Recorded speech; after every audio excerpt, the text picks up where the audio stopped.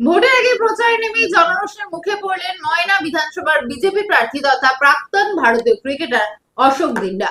এলাকাবাসীর অভিযোগ, তাদের সমস্যার কথা শোনার কেউ নেই, এমনকি জনপ্রতিনিধির সঙ্গেও যোগাযোগ করা যায় না। পূর্ব মেদিনীপুরের ময়না বিধানসভা এলাকায় সকাল সকাল প্রচারে বেরিয়েছিলেন বিজেপি প্রার্থী অশোক দিন্ডা। তমলুক ব্লকের নীলকুণ্ঠা গ্রাম পঞ্চায়েতের হরশঙ্কর গড়কিল্লা বাজারে পৌঁছতেই সাধারণ মানুষ ঘিরে ধরে ক্ষোভ উগরে দেন।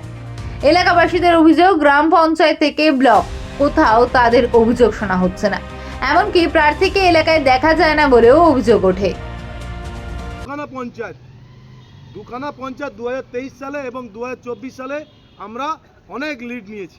সেই কারণে 2023 যখন পঞ্চায়েতে আবার তৃণমূলকে ভরসা করেছে মানুষ, বলছে যে জিপিতে গেলে প্রধানের সাথে কোনো আলোচনা করলে কোনো কিছু জানে না, পঞ্চায়েতদের সাথে আলোচনা করলে তারা কিছু জানে না, পঞ্চায়েত সমিতির সাথে আলোচনা করলে তারা কিছু জানে না, জেলা পরিষদ এখান থেকে জিতেছে টিএমসি, তারা কিছু জানে না, সব টিএমসির জনপ্রতিনিধিরা কিছু জানে না। সেই কারণে 2024 সালে আমাদের মানুষ, এখানকার মানুষ সবাই আশীর্বাদ করেছে, ভোট দিয়েছে এবং 2026 সালেও আবার ভোট দেবে। সেই ক্ষোভটা আমাকে জানাচ্ছে। যখন আমি বললাম তারা আমাদের বিজেপির পঞ্চায়েত নয়, তখন তারা বলছে আচ্ছা আচ্ছা আচ্ছা, বুঝেছেন তো? তাই